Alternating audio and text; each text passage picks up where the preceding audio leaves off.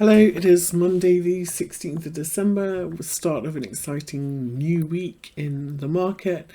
And we certainly started with a bang with Bitcoin. So yesterday was a lovely full moon and a lovely big bounce breakout of the sideways range that we have been in Bitcoin. So is it going to continue, or have we started a new swing or uptrend, or are we going to continue with the December grind and the chop that we've been in? I kind of lean towards the second one, but I'm open. You know, somebody said to me on Twitter, gosh, you've been bearish at 75,000, and I am not bearish. But their markets have three directions: up, down, and sideways. And in the sideways, you can get it really chopped up. And I think this is a fantastic bull market, and I don't want people to get chopped up and wrecked in it, because there's no need. So, and one of the things that makes me a little bit concerned about this move in Bitcoin is there was really when Bitcoin stopped going up and paused and went sideways at this 105,000 level, there really wasn't any follow through or in any of the other crypto assets. And so it's looking a little bit squeezy. So let's talk about it. Let's talk about what this week, though. This week's options expiration week. That's not normally a bearish week for stock index stocks or individual stocks or stock indexes. I think anybody looking for the crash is that it's probably not going to happen this week. It's normally bullish, and that's the market that we're in. We're in a really strong uptrend in stock indexes, not just crypto. However, you know, there are signs. There's data coming in today. Today we are getting PMI numbers, which are purchasing managers index. They're kind of a forward-looking indication of how everyone's feeling about the economy. And in Europe, these numbers are coming in terrible. For example, they're normally manufacturing or services. The manufacturing numbers from Europe are appalling. If they are measured from 1 to 100, 50 is neutral. Under 50 means contraction. Above 50 means expansion. And the French manufacturing PMIs came in at 41.9, a nasty miss. Germans, 42. You know, everywhere across Europe is hurting. The US is doing much better. And this week, I think, you know, even though we've got this bad data, I'm not sure that this is the week where everything is going to collapse. I am more worried about perhaps the jobs numbers that we will see at the beginning of January. But for now, this is a bullish week, and that could potentially, because Bitcoin is now so exposed through ETFs and options to the broader legacy market, if you like. It's as big as the SPY, the Bitcoin ETF. It will, I hope, be held up by that, but it may be that other crypto assets don't do so well and underperform this week. Don't be surprised. So I've said all along I thought December could be a little bit of choppy sideways week, and I'm a little bit concerned that here's this lovely breakout that we had yesterday in Bitcoin above this 102 resistance level, which we had been sitting underneath, you know, for sort of 8 days. This is a massive breakout above it. Again, no follow through in other crypto assets.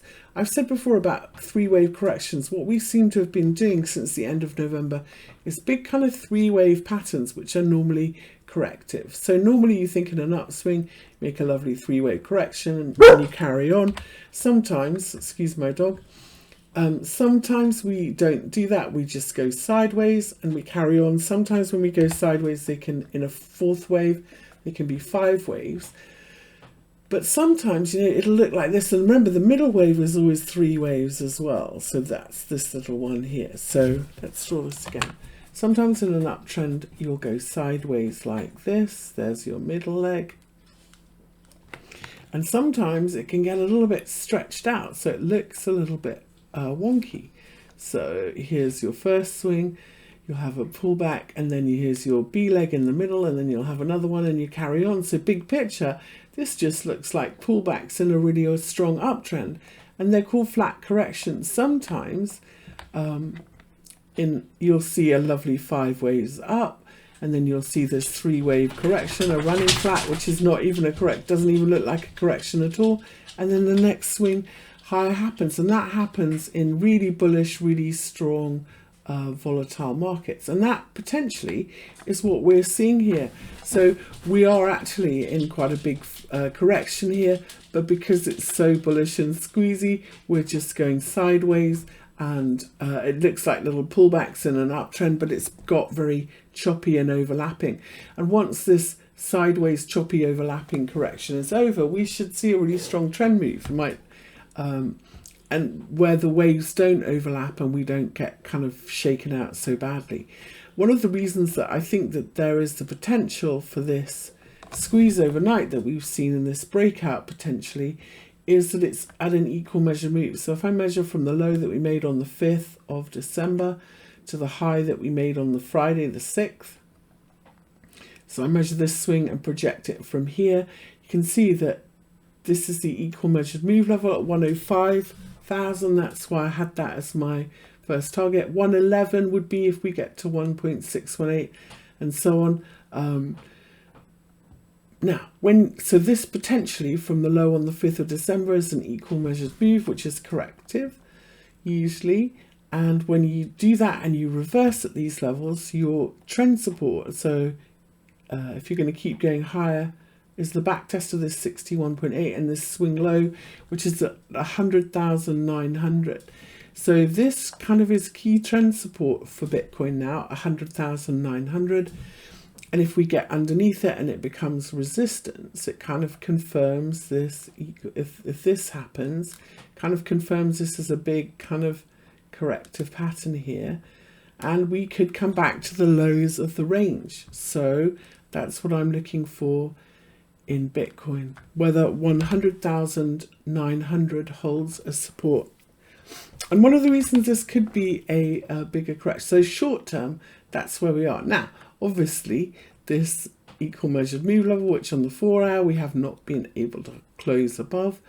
If we push above it and it becomes support, we're looking higher from here, and it's not the corrective pattern that I was looking at, and then again 108 and then 112 I think on the upside, 111,700. So that's how I'm seeing Bitcoin after this break higher this morning. What about ETH? Because in ETH I've been looking at this corrective consolidation patterns that we were making in ETH. Let me take some of this scribble off. And I thought over the weekend, this little correct consolidation that we could break higher and follow Bitcoin.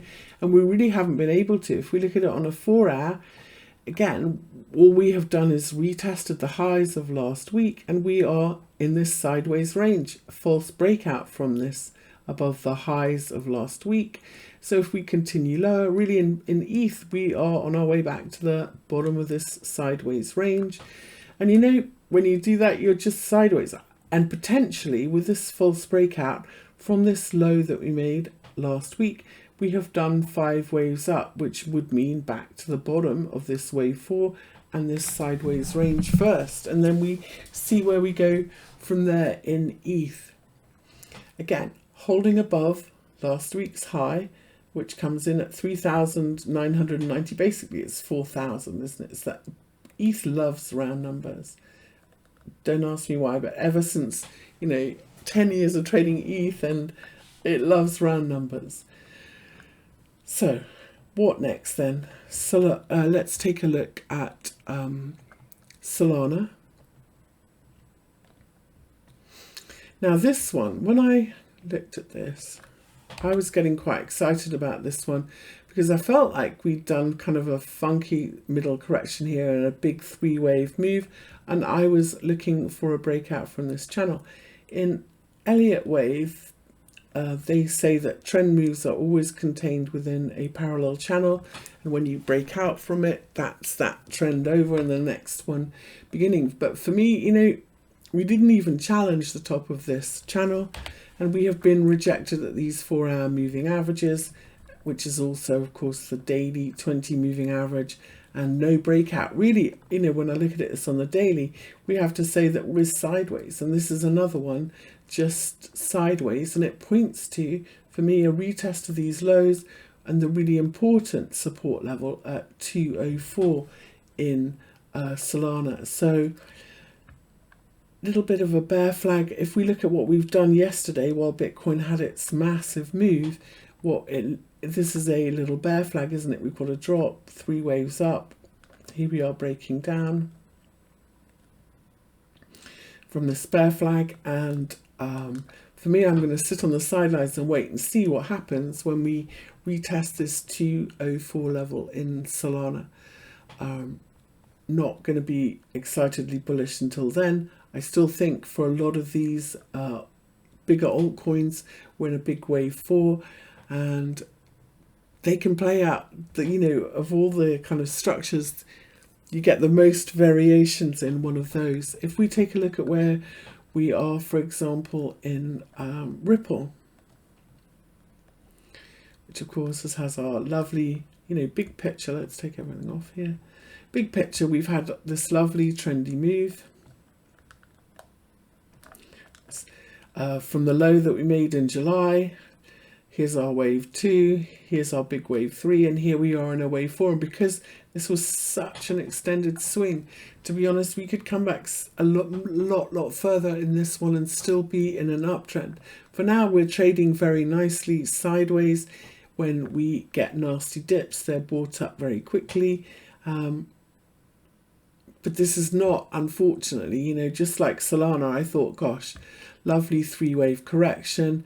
Here we are on our way up again. We have not, in fact, broken out of this channel, and we are trading very nastily in a sideways range. And if we look at where we are on the daily, yeah, if we look at this nasty drop day that we had on Monday the 9th, which was a week ago, we have basically had 7 days of inside bars. I don't know if this is going to continue or not, but a breakout, therefore, where we close under this low, you know, really at the moment, this is kind of a no trend. There is no trade here.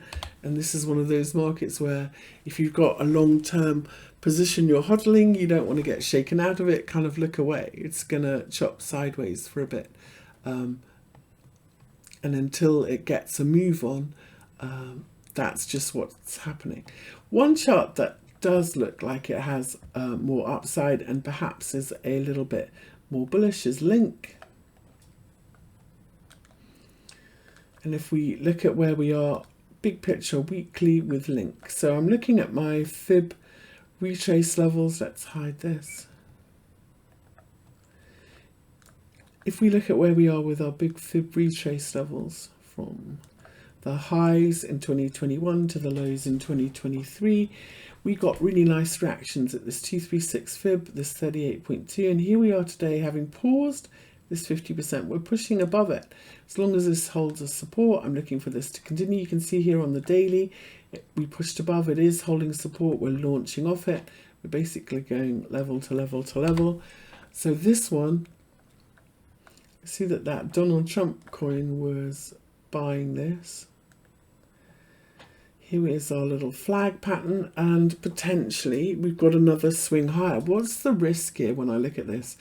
The risk is that it's going to do a Bitcoin, and this is a little bit of a false breakout. So this is 1, 2, 3, 4, 5, and so this is a sideways correction. So we go first swing and low in the middle. So the danger level that I'd like to see this move beyond is, if I measure from this low to high, project it from here, is 31.28. Because if we're going to do that choppy sideways thing, that for me would be our danger level. Otherwise, if we can move beyond that, I think we continue higher. A false breakout would be a tag of 31.28 and then dropping back again because we've got this high from here. And if we can push through and hold above 31.28, 34.54 next for Chainlink.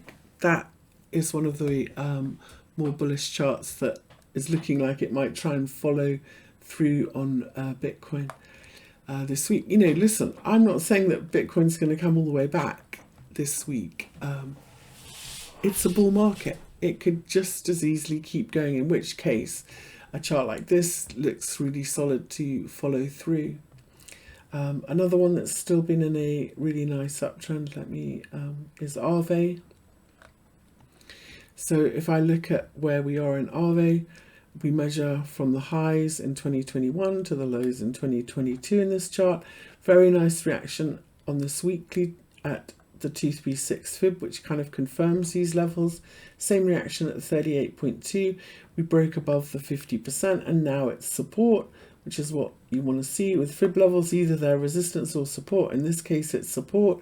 We're consolidating sideways, which means if we continue to push higher here and we break out from this sideways range, then the target is 430 next for Arve. So probably the best candidates I look for, if you're looking for something to follow through on Bitcoin, the best chart candidates in the bigger altcoins today look like Link and Arve, already in really nice uptrends, making really nice bullish continuation patterns. It's just really a question of whether we can break out and follow through with them. Sui was another one, and there's a good example of what can go wrong with this. So let's take everything away here. You can see, you know, very nice uptrend on the daily and on the weekly, trading at new highs in this chart. We consolidate and we continue higher, we consolidate and continue higher. Last night, this looked like it was a really good candidate to follow through on Bitcoin, and the problem was just like quite a few charts like ETH, we made a false breakout of this sideways range, which kind of keeps us in the range. And so that is the risk, you know, with those with Link and Arve, that's what we're going to do, and we're going to do the same. And so in fact, it just looks like a triple top, doesn't it? When you make a double top, very often you look for a double top to be textbook perfect retest to the level, and third touches or triple tops very often are false breakouts. Now, what am I doing here with these measurements? Well, I'm measuring, so if this was our 3-wave correction in November in Sui, and here's our wave 1, 2, 3, 4, 5, I'm basically measuring this wave 5, which extend a lot very often in crypto, and usually subdivide into 5 waves. So I got quite excited about this. Let's take this away, because if I go from the low, what I think is the start of this 5th wave, I think this is 1, 2, 3, 4, and I was looking for wave 5. Now, at the moment, we're just very tightly sideways. This could still continue to push higher, and if we do, 5.21 is the upside for the next fib projection target, if you like, for Sui. But at the moment, yeah, we could go either way. The momentum and moving averages on higher time frames all say to me this is just a little pullback and we continue higher. But I have a kind of rule when I look at this, and I measure from this low. I don't want to see this. If this is going to keep going higher, I really don't want to see it kind of more than 50% back, which would mean 4.65 in Sui. And ideally, if this is just going to be a bullish correction and then we continue higher rather than a bigger ABC, 4.65 is where I'd like the support to hold in a kind of bigger 3-wave correction. And underneath that, I think we're still, unfortunately, in the sideways range and likely to go back to the bottom of the sideways range. One market we've been following is Total 3. So we've reached a big, in this Total 3, which is the crypto market cap, excluding, of course, Bitcoin and ETH. Here's our 1, 2, 3, 4, 5. Normally, I would expect this to continue. If we continue above this 1272 projection level at 3.6, I am looking for 4.38 next, and we are at one of those levels where we are having a little bit of a pause. last week, you know, we could argue whether this is a hanging man candle or a northern doji. If this was a hanging man, and they look very similar, if this was a hanging man, if you look at Bulkowski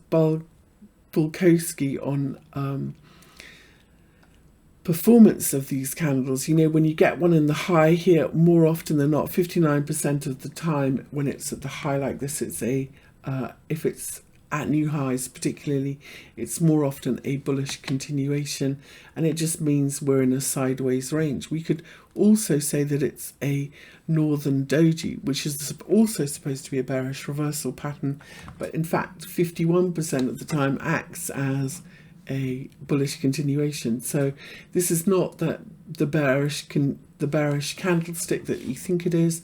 It is really indecision and sideways chop, and that's kind of where we are at potentially an interesting level in this market. And so yeah, December chop continues. This is one of, I know there's a lot of people who feel like they haven't made enough money out of this market yet, and they have missed out, and they're anxious to get back in. I have to say, I really don't think December's the month. I think that there will be great opportunities in January for trend moves, and unfortunately, don't get chopped up. Patience is key.